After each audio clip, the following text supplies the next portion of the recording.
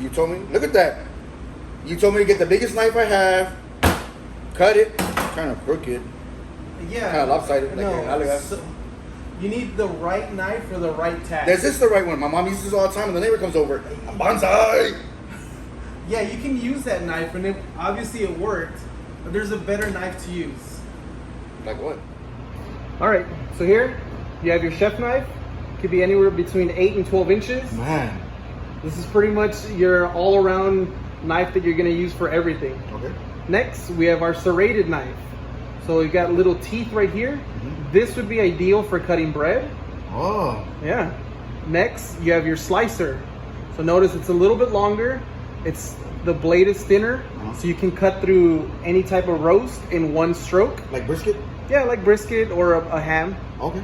Next, you have your boning knife. A what? A boning knife. Tell me more about this. Get your mind out of the gutter. Tell me more about this knife. I'm very interested. So you can use this type of knife to basically separate meat from bones. So see, you have a nice little thin end. You can get it into little crevices and you separate. Is this also good for like filleting fish? Yes, it can also be used for filleting steaks? fish. Yes, of course. And lastly, we have our paring knife. You're gonna use for small tasks, cutting small vegetables. Notice it has pretty much, the handle is the same size as the blade. So you have something to hold on to. Nice. I never knew there were so many different kinds of knives. Oh man, look at this. Here you go, let's try again. Let's see.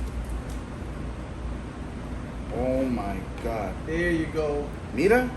Fine. My job here is done. Thank you. Ralf?